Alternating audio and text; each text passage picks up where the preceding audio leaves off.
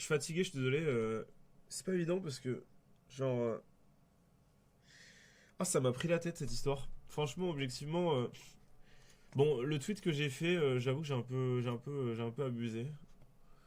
En fait, le tweet était bon, mais j'aurais dû flouter les. Enfin, c'était un peu galère, quoi. C'était un peu galère. En fait, mon but, c'était pas de remettre de l'huile sur le feu, c'était justement de faire un tweet qui allait être viral, comme d'hab. Sauf que bah, dès le premier tweet, l'idée, c'est de dire juste on arrête d'en parler, quoi. Évidemment, c'est un peu paradoxal de devoir en parler pour dire d'arrêter d'en parler, mais bon, c'est normal, faut arrêter d'être con. Et c'est vraiment un des pires débats qui a été donné dans l'histoire de l'humanité. C'est vraiment. J'ai jamais vu ça en fait. J'ai jamais vu autant de haine de ma vie en fait. Même dans des solo queues de League of Legends, j'ai pas vu ça en fait. C'est absolument fou. J'ai jamais vu ça en fait. Le tweet de base était ok. Moi, non, pour moi, le propos de départ est pas ok parce que je partage une conversation privée, donc bon, faute de pouvoir demander à Mila son avis, sachant qu'elle aurait à tous les coups dit oui. Bref, c'est rien pour elle, si vous voulez ça. Si vous voulez, elle a les épaules quoi. Donc bon, c'est un peu chiant quoi.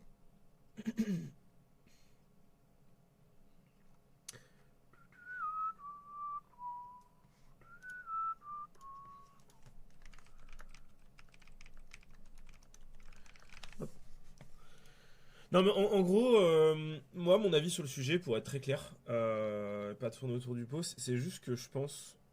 Enfin, pour avoir été harcelé et m'être retrouvé dans une situation où je suis détesté par plein de gens, mais que le fait d'être détesté par plein de gens, ça me fait me faire apprécier par d'autres, on a vite fait de plonger dans le piège de se dire, ok, je suis apprécié parce que je suis détesté, et donc je vais me faire encore plus détester pour me faire encore plus apprécier en fait. Vous voyez ce que je veux dire?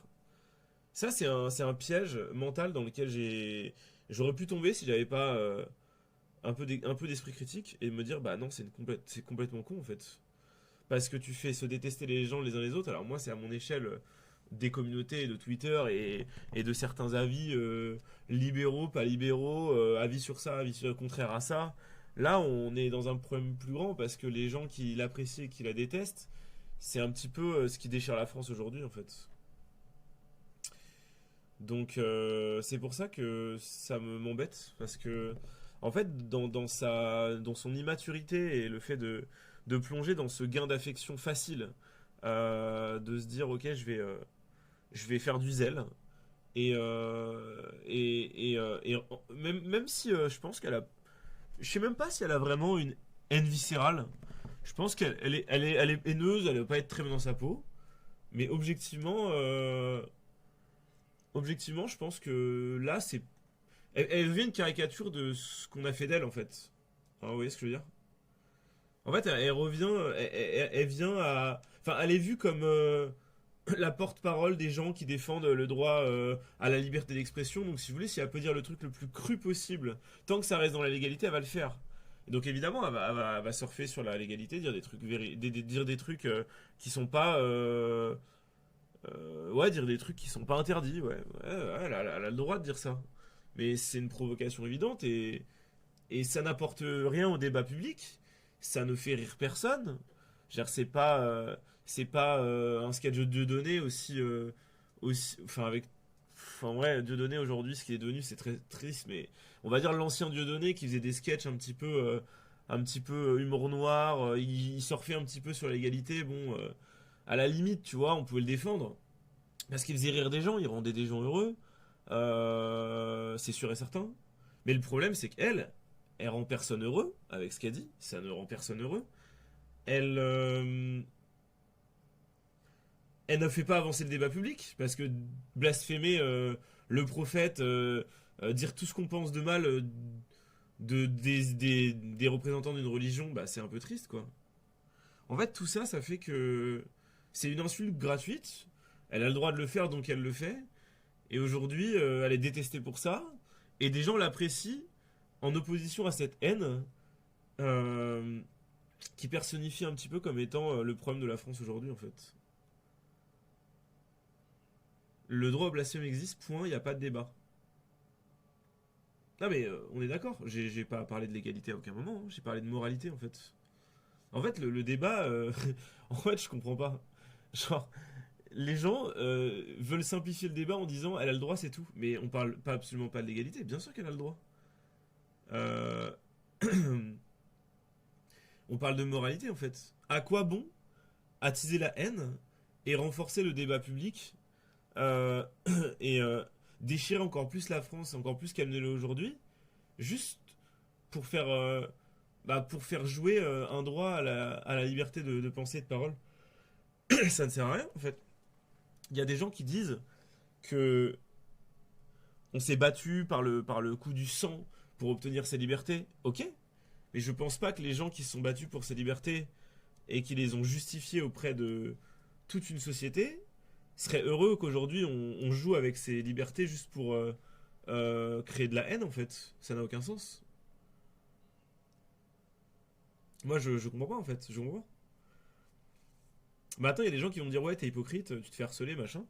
Et t'es pas capable d'avoir de l'empathie pour quelqu'un qui se fait harceler. Bah justement, en fait, je sais exactement ce qu'elle a dans le crâne aujourd'hui et ce qu'elle ressent. Elle a le choix entre deux choses. Accepter qu'elle sera toujours détestée parce que malheureusement, quand on déteste quelqu'un, c'est une raison pour le détester. Donc c'est très spéculatif, la haine. Donc c'est-à-dire que quelqu'un, on peut le détester toute sa vie parce qu'on l'a un jour détesté. Et quand c'est une personnalité publique, bah ça va juste. En fait, les gens vont parler de ces personnes, convaincre d'autres personnes de la détester et ça va jamais s'arrêter. C'est une sorte de contagion de haine. Ça, c'est réel. Donc, soit accepter cet état un petit peu triste et se faire un peu plus discret et se dire, ok, je vais arrêter de sombrer dans le zèle. Soit se dire, ok, je me fais détester, mais plus il y a de gens qui me détestent, plus il y a de gens qui m'apprécient et qui vont me soutenir, plus je vais avoir de reconnaissance pour ce que je suis. Euh, Parce que je suis un petit peu l'allégorie d'un débat public qui dure depuis des dizaines d'années. Ok. Et donc, en fait, pour aller dans cette direction, elle a pas le choix que de descendre une pente dangereuse d'y débouler de toutes ses forces en fait. Elle est obligée de faire du zèle et de faire pire que ce qu'elle a fait pour être encore plus détestée, pour être encore plus appréciée, pour être encore plus le fer de lance de cette génération chelou. Et en fait, là où c'est bizarre, c'est que je pense que pour moi, c'est pas la bonne décision en fait. C'est comme si, genre, ok, je me fais insulter sur internet, je me fais swatter tous les 2 jours, la police elle vient chez moi, les pompiers viennent chez moi tous les 2 jours. Bon, les pompiers qui viennent chez moi au lieu d'aider d'autres personnes qui seraient potentiellement en danger, en train de crever, du coup, indirectement, je commets des crimes en fait, puisque. Alors, c'est pas moi qui les commets, c'est les gens qui viennent m'envoyer les pompiers chez moi ou la police, ok. Moi, je considère que ce qui fait qu'il y a cette haine envers moi, c'est certaines façons que j'ai de parler un peu crues, et que je pourrais avoir le même avis et la même pensée et les mêmes dogmes en étant un peu moins cru et en étant un peu moins provocateur. Alors certes, cette provocation elle m'apporte des haineux, mais aussi plein de gens qui disent oh il est trop marrant, j'adore ce mec. Et en fait, moi j'ai pris la décision il y a quelques années, ou mois plutôt, de me dire ok, est-ce que ça vaut vraiment la peine d'être ultra détesté euh, pour ce que ça me pourrit la vie? Est-ce que ça pourrit la vie de l'État, de la police, des pompiers qui pourraient faire autre chose que s'occuper de moi? Euh, et je me dis que non, c'est pas worse en fait. D'un point de vue purement utilitariste, je peux continuer de dire ce que je pense sans faire de la provocation. Et donc en fait, je me mets à la place de Mila et je me dis ok, en fait, on est dans une situation similaire, pas à la même échelle, à dire des choses qui sont véridiques et défendre des libertés qu'on a. Et, en fait, il y a une personne qui a choisi plutôt la modération et non la soumission, hein, on déplaise à Damien Rieu et ses amis. Hein. Euh, c'est dire exactement la même chose, mais avec beaucoup plus de modération pour que le débat soit réel et accepté par. Enfin, qu'il y ait un vrai débat. Et que ce soit pas juste de la haine gratuite pour polariser le débat et que les gens qui soient d'accord avec toi depuis le début soient encore plus d'accord avec toi. Et que les gens qui soient pas d'accord avec toi, au lieu d'arriver à entretenir un débat avec eux, bah, ils se mettent à encore plus te détester. Plutôt que de tuer le débat, le trancher et rentrer dans cette ère de polarisation qui noie notre société aujourd'hui, bah juste se dire ok, est-ce que c'est vraiment worse que tous les 2 jours j'ai les pompiers et la police chez moi alors qu'ils pourraient faire des choses utiles pour la société en fait? Bah non en fait. Et à partir du moment où Mila elle a pas pris cette décision et qu'elle est encore dans le zèle et la provocation sous couvert de la loi, c'est vrai qu'elle a le droit, mais est-ce que moralement c'est correct? Bah non en fait. Moi je considère que bah c'est une erreur de sa part et je le dis c'est tout. Je le dis en fait. Je peux pas m'empêcher de le dire parce qu'en fait, je suis vraiment dans une. Je sais pas. Bref.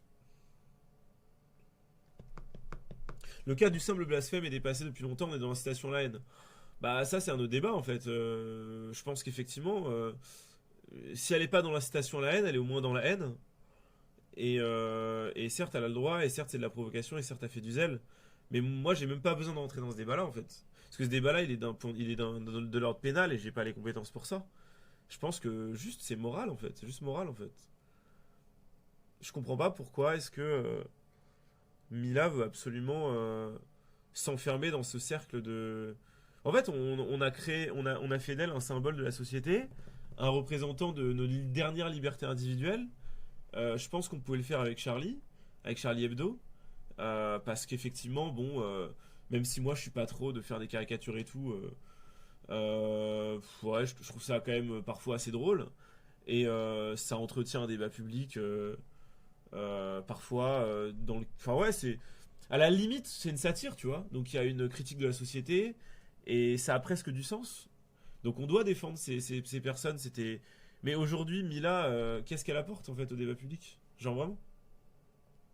Elle apporte rien. Elle apporte rien en fait.